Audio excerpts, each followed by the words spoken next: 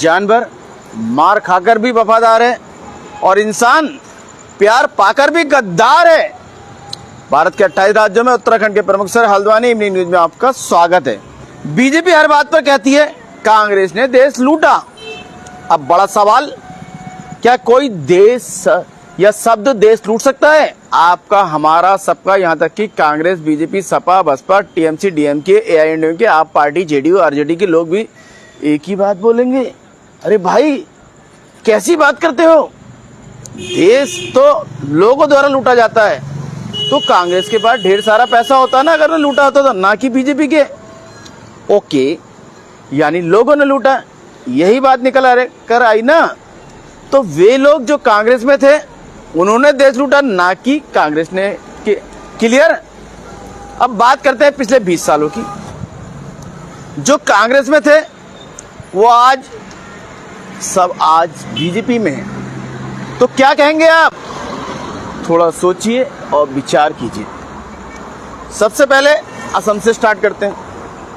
हेमंत बिस्वा शर्मा असम के मुख्यमंत्री कांग्रेस में थे, अब बीजेपी में। बंगाल में शिवेंदु पहले कांग्रेस टीएमसी में, अब बीजेपी में। महाराष्ट्र के अशोक चौहान जो पहले कांग्रेस में थे, अब बीजेपी में। पंजाब के कैप्टन अमरिंदर सिंह पहले कांग्रेस में, अब बीजेपी में 2022 में आ गए थे वो। इधर से मध्य प्रदेश में ज्योतिरादित्य सिंधिया पहले कांग्रेस में, अब बीजेपी में, ये 2020 में आ गए थे। इसी तरह जितिन प्रसाद जो नीट पेपर में आपके चर्चित थे, पहले कांग्रेस में, अब बीजेपी में, 2021 में आ गए थे। इधर आरपीएन सिंह पहले कांग्रेस में, अब बीजेपी में, ये भी 2022 में आ गए थे। इसी तरह सुनील जाखड़ पहले कांग्रेस में था, बीजेपी में, 2022 में आ गए थे। गौरव वल्लभ पहले कांग्रेस में था, बीजेपी में आ गए, प्रवक्ता थे, 2024 में आए। अनिल एंटनी पहले कांग्रेस में, अब बीजेपी में, ये 2023 में आए थे। इसी तरह हार्दिक पटेल पहले कांग्रेस में, अब बीजेपी में, 2022 में आए थे।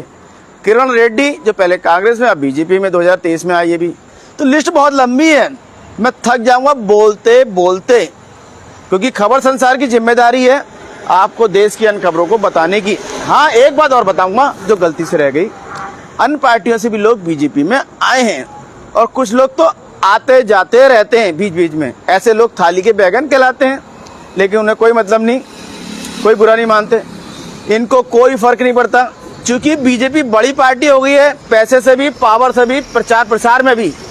तो एक एक करके दूसरी पार्टी के एक एक नेता न लेकर अब होलसेल में, थोक में ले लगेगी है। हाँ, थोक में, जैसे टीएमसी के सीधे 20, शिवसेना के 7, आप पार्टी के 7, और जल्दी समाजवादी पार्टी के भी आने वाले, ऐसी खबर आ रही है, अंदर की खबर है ये।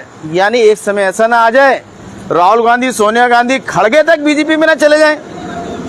यानी देश में वन नेशन वन पार्टी, यानी इलेक्शन की जरूरत ही नहीं, पैसा बचेगा भैया। अब सबसे बड़ी बात यह आएगी, मुद्दे जो बनेंगे, तब जनता कहाँ जाएगी? क्योंकि जनता की बात कौन मानता है? वो तो सिर्फ और सिर्फ वोट देने के लिए ही है। शायद फिर ये भी ना रहे, क्योंकि जब एक ही पार्टी, तो किसे वोट दोगे भैया? ऐसे में या तो रामराज आ जाएगा, यानी खुशहाली आएगी, या जमकर लूट खसोट होगी और कोई शिकायत करने वाला भी नहीं। चलिए, फिलहाल ये एक अंदाजा है कि ऐसा हुआ तो ऐसा, ऐसा है तो ऐसा। फिलहाल देश की अन्य खबरों पर एक नजर डाल लेते हैं। बात करें देश की राजधानी से, दिल्ली में न्यूनतम तापमान में मामूली गिरावट देखी गई। आईएमडी ने हल्की से मध्यम बारिश का पूर्वानुमान बताया है। 3 साल में 42 करोड़ की चूक, आम आदमी पार्टी की बिजली सब्सिडी पर सीएजी की रिपोर्ट विधानसभा में आज पेश की गई। डिजिटल गिरफ्तारी की शिकार 63 वर्षीय महिला ने सीबीआई जांच की मांग की है। 63 वर्षीय महिला ने अपनी डिजिटल गिरफ्तारी की शिकायत की जांच सीबीआई को ट्रांसफर करने की मांग करते हुए दिल्ली उच्च न्यायालय में याचिका दायर की आज। इधर दिल्ली विश्वविद्यालय के छात्रों को ऊंचे किराए और किराए से जुड़े घोटालों का सामना करना पड़ रहा है। विश्वविद्यालय के आसपास के इलाकों में छात्रों ने बताया कि साधारण आवास मिलना भी मुश्किल हो गया है। नए शैक्षणिक सत्र के लिए हजारों छात्रों के राजधानी पहुंचने के साथ ही जीवन की शुरुआत हो गई बच्चों की।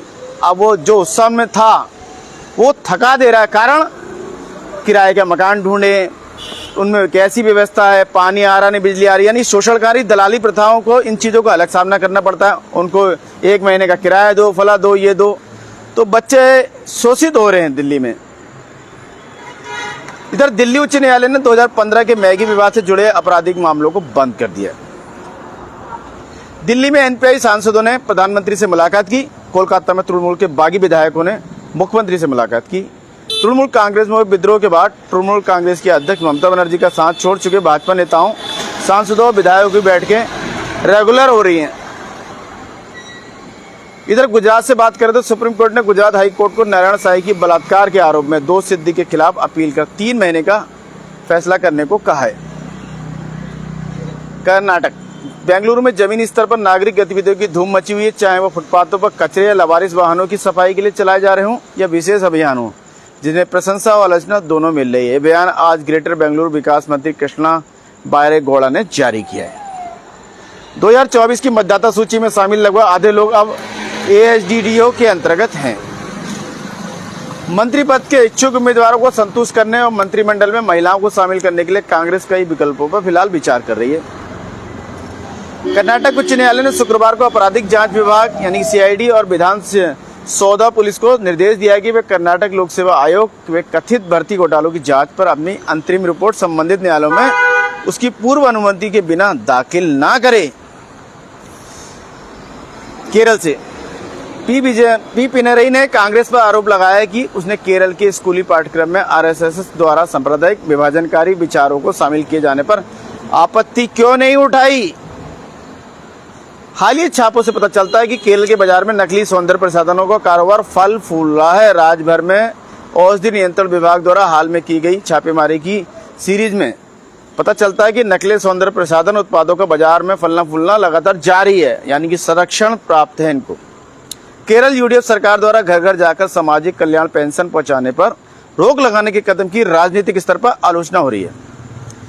इधर पर्यावरणविदों ने पेरिया पंखराम हाथी गलियारे में भूमि उपयोग में बदलाव को लेकर चिंता जताई है।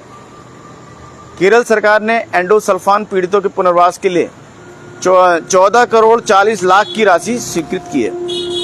तमिलनाडु की बात करें तो डीएमके, एआईडीएमके और उनके सहयोगी दल तमिलनाडु के मुख्यमंत्री विजय की परिसीमन पर आयोजित सर्वदलीय बैठक का बहिष्कार करेंगे। राज्य के 57 सांसदों में से केवल 20 ही लोग सत्र में भाग लेने की उम्मीद बताई जा रही है, जबकि 37 ने अनुपस्थित रहने का विकल्प चुना है, वो जो मुख्यमंत्री की पहल पर आम सहमति की कमी का साफ और सीधा संकेत देता है। इधर पलानी मठ भूमि मामला आरोपी अनवरुद्दीन की मदुरै में न्यायिक हिरासत में मौत हो गई। छत्तीसगढ़ की बात करें तो मॉर्फ सीडी मामले में छत्तीसगढ़ हाईकोर्ट ने भूपेश बघेल को राहत दी है। सीबीआई कोर्ट में छत्तीसगढ़ के पूर्व मुख्यमंत्री के खिलाफ आगे की कार्रवाई फिलहाल कोर्ट ने रोक लगा दी है। इधर आतंकी हमले में 2 परिवारों के इकलौते कमाने वालों की मौत से उनकी उम्मीदें चकनाचूर हो गई हैं और परिवार बिल्कुल मायूस हो गया।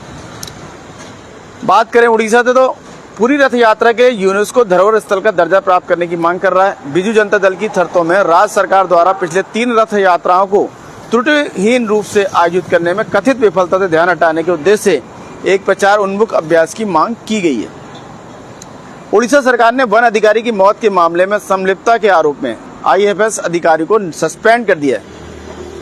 पश्चिम बंगाल की बात करें तो अज्ञात लोगों ने स्कूल के प्रधानाध्यापक की गोली मारकर हत्या कर दी। उत्तर दीजानपुर जिले में हुए हमले की पुलिस जांच कर रही है। कांग्रेस ने राज्य में बार बार हो रही हिंसा के प्रति चिंता जताई है और निंदा जताई है और कहा है कि कैसी सरकार है ये। आंध्र प्रदेश की बात करें तो स्कूली शिक्षा आयोग का कहना है कि मेगा डीएससी 2025 कोटा में अनियमितताओं के आरोप निराधार हैं। सरकार की योजना हरित विकास को सभी सामान्य इमारतों तक विस्तारित करने की है। इधर बात करें मध्य प्रदेश की तो एसआईआर के तीसरे चरण में अब तक 1 करोड़ 50 लाख से अधिक नाम हटाए जा चुके हैं। जिन 16 राज्यों और 3 केंद्र शासित प्रदेशों में एसआईआर 3 का संचालन किया जा रहा है, उनमें से 12 के लिए मसौदा सूचियां प्रकाशित की जा चुकी हैं। आंध्र प्रदेश में सबसे अधिक 44,79,000 नाम हटाए गए हैं। उसके बाद हरियाणा का नंबर आता है 33,43,000 और उड़ीसा का 20,12,000 का स्थान है। न्याय तक प्रभावी पहुंच के लिए संवाद, गरिमा और समावेशन आवश्यक है। मुख्य न्यायाधीश सूर्यकांत ने आज ये टिप्पणी करी। असम को बाढ़ से निपटने के लिए राष्ट्रीय समाधान की जरूरत है, मुख्यमंत्री का ये आज का बयान है। असम में बाढ़ से 15 लाख से अधिक लोग प्रभावित हुए। मृतकों की संख्या 100 को छूने वाली है। फिलहाल 98 बताई जा रही है। असम में पहली बार बंदी अवस्था में पाले गए पतले चोंच वाले गिद्धों को छोड़ा गया, जो विश्व की एक ऐतिहासिक घटना है। भारत में जिप्स गिद्धों की आबादी पहले 20 वर्षों में पशु चिकित्सा में इस्तेमाल होने वाली दर्द निवारक दवाओं के कारण 99% तक घट गई है। बिहार में 4 नए अल्पसंख्यक आवासीय स्कूलों में अगस्त से शैक्षणिक गतिविधियां शुरू होंगी। बिहार सरकार ने घायल व्यक्ति के शरीर पर गत्ते की पट्टी बांधे जाने के वायरल वीडियो को जांच के आदेश दे दिए। मणिपुर से इटली में मणिपुर के गुमनाम इतिहास को डिजिटलाइज रूप में पुनर्जीवित किया जाएगा। यूपी से अखिलेश ब्राह्मणों को शुभचिंतक होने का दिखावा कर रहे हैं, ये बड़ा बयान उप मुख्यमंत्री पाठक ने जारी किया है आज। इधर अयोध्या राम मंदिर के चंदे की चोरी मामले की जांच के कई पहलू पूरे हो चुके हैं, ये यूपी पुलिस का आज का बयान है। राजस्थान में digital medical emergency referral system से रोगी देखभाल में क्रांतिकारी बदलाव आने की उम्मीद है। राजस्थान में नकली सैन्य वर्दी रैकेट का पर्दाफाश, सेना की खुफिया इकाइयां और राजस्थान पुलिस ने अनाधिकृत रूप से निर्मित सेना पैटर्न के लड़ाकू वस्त्र के 1000 मीटर जब्त किए। मीटर होते हैं एक तरह के। राजस्थान में छात्र संघ चुनावों को लेकर आंदोलन तेज हुआ। एनएसयूआई नेता उप मुख्यमंत्री से मुलाकात करेंगे। पंजाब से बात करें तो शिरोमणि अकाली दल ने महिलाओं के लिए कोटा तत्काल लागू करने की मांग की और परिसीमन का समर्थन किया। भाजपा ने पंजाब की आम आदमी पार्टी की सरकार पर निशाना साधते हुए कहा, जिन्हें रक्षक बनाया गया वे ही भक्षक बन गए हैं। 2027 के पंजाब चुनावों से पहले ओपीएस और अन्य सरकारी कर्मचारी मुद्दे पर एक बार फिर आम आदमी पार्टी के लिए मुसीबत बन गए। इधर हिमाचल प्रदेश के पहाड़ी मार्ग पर एक निजी बस पलटने से कम 7 लोगों की मौत हो गई और 11 अन्य घायल हो गए। बताया जा रहा है और भी डाटा आ सकता है फिलहाल, क्योंकि बस भरी हुई थी। शिल्पी लाह मार्ग के माध्यम से भारत चीन व्यापार 6 साल बाद फिर से शुरू हो गया। भारत और तिब्बत को जोड़ने वाले प्राचीन रेशम मार्ग के रूप में जाने जाने वाले शिल्पी लाह के माध्यम से भारत और चीन के बीच सीमा पर व्यापार 6 साल के अंतराल के बाद फिर से स्टार्ट हुआ है। हिमाचल प्रदेश के खनिज निष्कर राजस्व में पिछले 3 वर्षों से 70% की वृद्धि हुई है। मुख्यमंत्री सुखविंदर सिंह सुक्खू का आज का ये बयान है। बात करें जम्मू कश्मीर की तो बड़ी खबर यह आ रही कि मेटा से संबंधित भारत में मेटा ने कश्मीर पायलट हमले की पीड़िता इंसा मुश्ताक से संबंधित पोस्ट पर प्रतिबंध लगा दिया है। इंस्टाग्राम पोस्ट ऐसे समय में सामने आया है जब कांग्रेस जनता पार्टी के नेतृत्व में हुए विरोध प्रदर्शन और जंतर मंतर प्रदर्शनकारियों पर छर्रों के इस्तेमाल के बाद कश्मीर निवासी पर नए सिरे से ध्यान केंद्रित किया गया है। मेटा ने अपने प्लेटफॉर्म इंस्टाग्राम से कश्मीर में पैलेट गन हमले की पीड़िता इंसा मुश्ताक पर भारत में प्रकाशित एक रिपोर्ट तक पहुंच को प्रतिबंधित कर दिया। फिलहाल खराब मौसम और तीर्थयात्रियों की संख्या में गिरावट के कारण जम्मू से अमरनाथ यात्रा फिलहाल स्थगित कर दी है। कई बार स्थगित हो गई है। 28 अगस्त वैसे आखिरी डेट है। पूर्व वार्ताकार राधा कुमार ने अब्दुल्ला मुफ्ती और तारिक आमी को जम्मू कश्मीर पर मानवाधिकार रिपोर्ट प्रस्तुत की। इधर लद्दाख पुलिस ने अमित शाह के खिलाफ आपत्तिजनक वीडियो को लेकर 0 एफआईआर दर्ज की है। एक सोशल मीडिया इन्फ्लुएंसर के खिलाफ केंद्रीय गृह मंत्री अमित शाह के खिलाफ कथित टिप्पणी पर ये 0 एफआईआर दर्ज की गई है। अगर हम स्थानीय खबरों की बात करें तो हल्द्वानी में आज कांग्रेस के राष्ट्रीय अध्यक्ष खड़गे जी की विशाल रैली हुई और नारेबाजी वगैरह सभी हुई। फिलहाल बसों को रोकने को लेकर थोड़े हल्की फुल्की झड़प भी हुई। कांग्रेसी लोग एसएसपी ऑफिस में भी आ गए थे आज, वहाँ भी जमकर उन्होंने बातें कही और इस तरह की अभद्र भाषा का लोग बीजेपी वाले खासकर उठा रहे हैं।